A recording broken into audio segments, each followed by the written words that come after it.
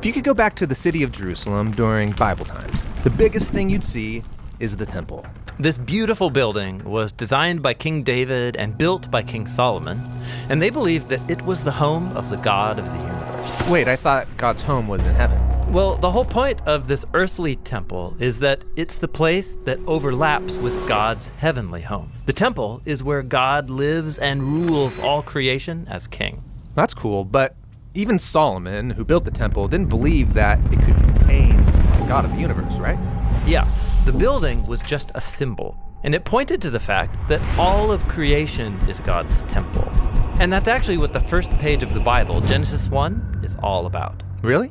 It says that creation is God's temple? Well, it doesn't need to say it. The whole story shows it.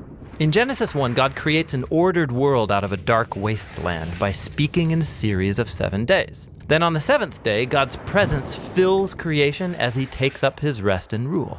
Similarly, the tabernacle and later the temple were built and dedicated in a series of 7 speeches in 7 days, after which the priest or king could rest and rule in God's presence. So all of creation is where God intends to dwell. It's like his temple. Exactly. Now, turn the page to Genesis 2 and we get another portrait of creation. This one focuses in on the land.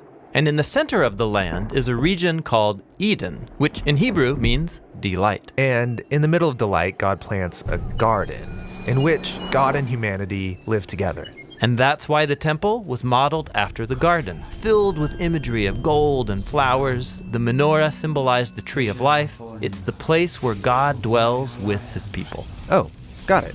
And check this out. In the temple, the Israelite priests and Levites were to work and to keep the temple in God's presence. This is exactly the job description given to humanity in the Garden of Eden. So these humans were the first priests. But instead of ruling with God, they wanted to rule on their own terms, and they're exiled from the garden temple. And like Adam and Eve, Israel's leaders also wanted to rule on their own terms, and they too were exiled. The temple was destroyed, and this left them wondering, did God give up on Israel?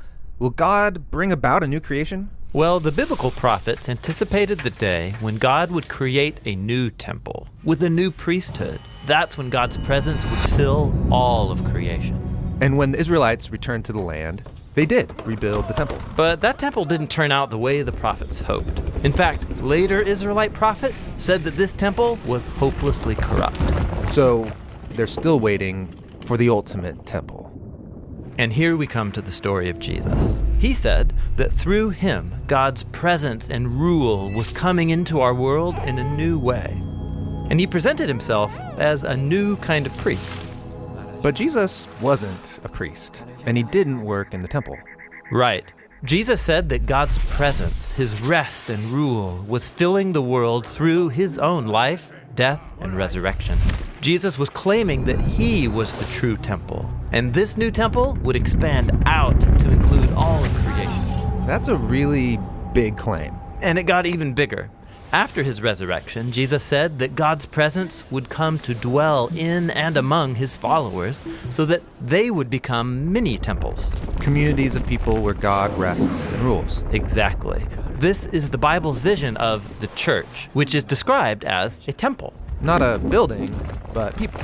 Yeah, like when Peter says, "You all are living stones built up as a temple for God's Spirit to dwell."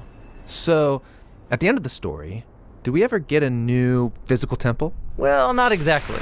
What we see is a renewed cosmic temple, just like Genesis 1. And this new creation doesn't need a temple building because through Jesus, all creation is now the place where God rests and rules the world with his people.